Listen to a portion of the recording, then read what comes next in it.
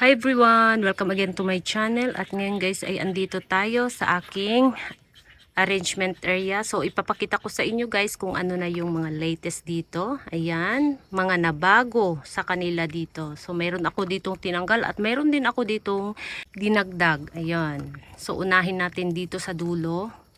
Yan si ano guys, yan si ghost plant. Diyan na siya dati pa. So walang nabago sa kanya, maliban na lang sa kulay niya kasi mas gumaganda na yung kulay niya. Ayan. So ganyan na yung kulay niya ngayon. Ayan. And then ito si Purple Delight. So ito nga pala si Purple Delight guys ay mga ano to, kinatings ko to dito. Ayan. Merong mga ano merong putulan dyan. So yung mga heads dito, lahat sila namatay nung summer.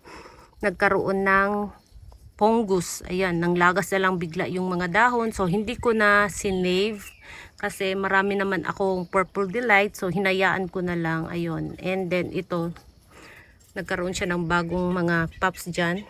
Ayan, kumakapal siya uli. Kasi ito kalbong-kalbo talaga to guys. Kasi pinagpuputol ko talaga yung mga ano nila. Ayan o. So nakalbo talaga to siya. Ayan, ito bagong pups to. Galing siya dito, ayan oh. Tapos meron na namang bagong lumabas, 'di ba?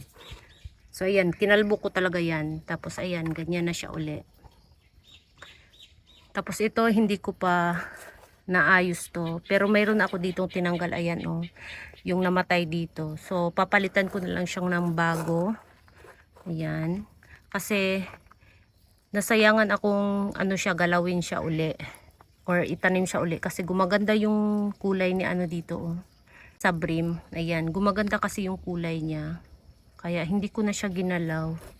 Ano ko na lang, dagdagan ko na lang ng ano dito, banda. Ayan, dito ng bagong halaman. Tapos ito hindi ko pa rin na linis. Ang dami niyang mga dry leaves. Ayan oh, kung nakikita ninyo, ang dami niyang dry leaves.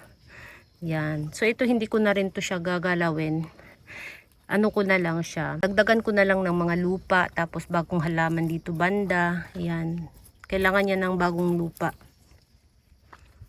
Ayan, tapos ito ginawa ko na lang tong accent dito kasi para naman mayroong ibang kulay, di ba? Lagi na lang pink. Ayan, tapos ito pang accent na lang to si Adolphi dito. Ayan, hindi siya lumalaki kasi nakalagay siya sa maliit na pot. Ayan, hindi naman sobrang liit. Ayan, kasing laki lang ng tabo. So ito mga ano to siya guys, mga leaf propagation lang to. Ayan, galing sa dahon yan. Tapos ito si ano to, si Peach Boy. Ano na to siya guys, 1 in 6 months na yata kasi last year to siya na propagate ko yung bago ako nagko-COVID. Nagka-COVID kasi ako ng mga bandang July. So bandang July, ayan, ito yung mga nanlagas na mga dahon doon sa aking mother plant na Peach Boy. So ayan, so mga dahon lang yan, pinropagate ko. Ayan, tapos ito na yung malaki kong ano, takasago no uki na. Ayan, dito na siya nakapwesto ngayon. So marami siyang babies. Ayan, ito yung nakatanim sa direct doon sa ground na tinanggal ko at nilipat ko sa malaking pot. Ayan, malaking pot yung kanyang pinagtaniman ngayon. So naka-recover na siya. Ayan, nawala na yung mga itim-itim sa dahon ngayon. Ayan, nadiligan ko na to siya isang beses pa lang mula nung tinanim ko siya dito. Ayan, 1 month ago na yata. Ayan, so marami siyang babies dyan sa ilalim. Paikot yung babies niya. Tapos ito, ayan, matagal na siya dito. Ayan, itong halaman na ito, matagal na siya. Mabagal siyang lumaki sa akin. Siguro dahil hindi ko siya masyadong pinapansin. Ayan. Tapos ito din, nakalbo din to nung summer. Ayan, merong namatay dito banda. Ang namatay dito ay si Polydonis kasi ito Polydonis yan. Tapos ito si Brave. Yan, si Brave. Tapos dito si Polydonis. So paris-paris sila. So namatay yung ano dito, Polydonis na isa. Ayan. So ito hindi ko na siya uulitin. Ganyan na lang siya. Antayin ko na lang lumaki tong mga nakalagay dito ng mga echeveria. Ayan. So ito sa katagalan, ganyan na yung hitsura niya. Matigas yung ano niya guys, matigas yung stem niya. So ito si Mendoza, ito din si Mendoza, ayan. Si Mendoza at si Mendoza. Ito napakatagal na nito. 2 years na siya dito. Matagal na siya sobra. So ito yung medyo bago-bago pa. 1 taon pa lang siya dito sa pot na to. Ayan. Si Mendoza. Tapos ito nga pala si Joyce Tarok, guys. So ikakatings ko siya ngayon. Magkakatings ako kasi gusto ko siyang paramihin. Kasi maganda yung kulay niya. Oh. Ayan. Gumaganda yung kulay.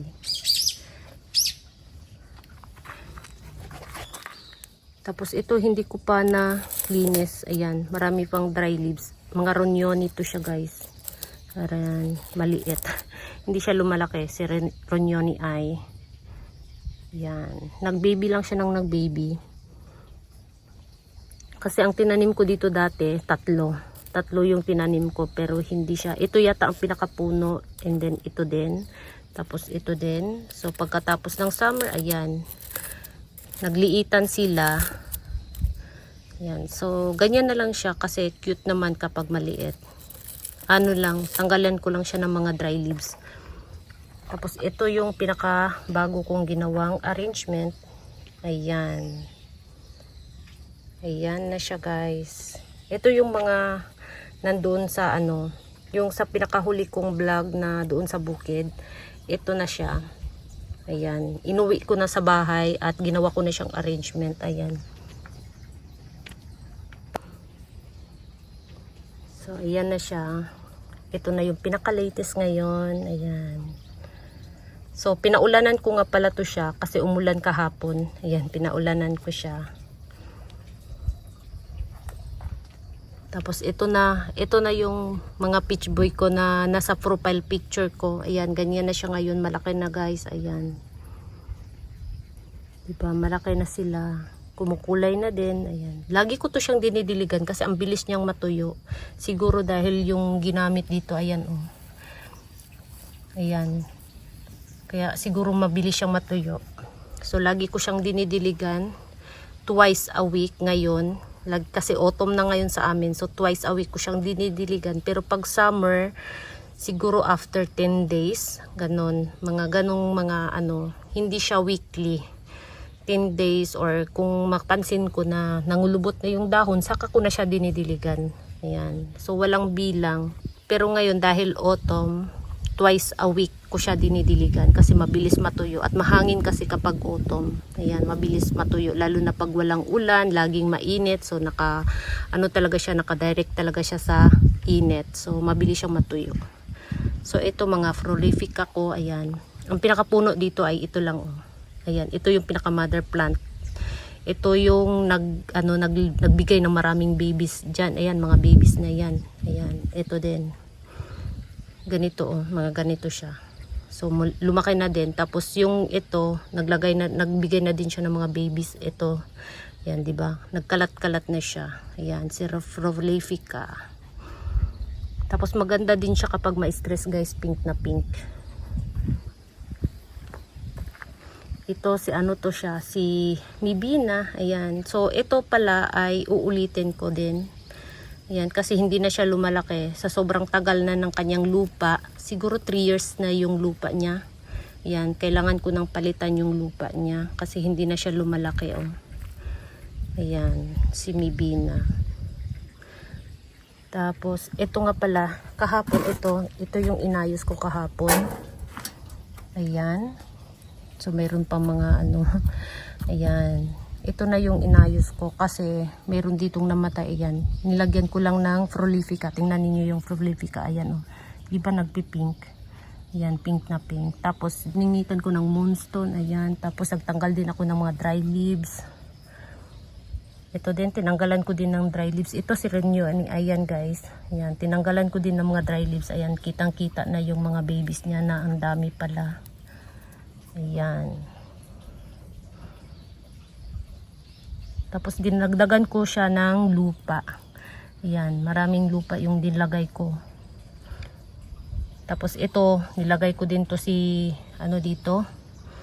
Sino nga to? Si Pakipaytong compactum. Ayan, nalit ko. Tapos ito, siningit ko na rin to, si clavata dyan. Ayan. So, ganyan na yung hitsura niya. Ayan. So, ganyan guys. At ito, may namatay dito. Hindi ko na pinalitan. So, mamaya, dadagdagan ko siya ng ano dito, ibang halaman dyan.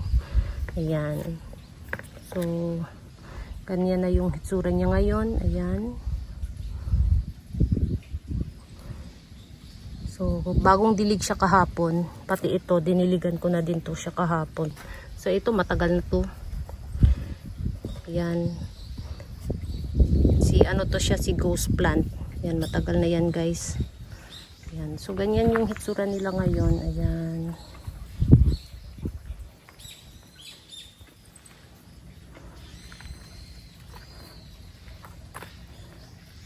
So, ayan lang guys yung latest dito, latest update. So, thank you so much for watching and please don't forget to subscribe and like at i-share nyo na din.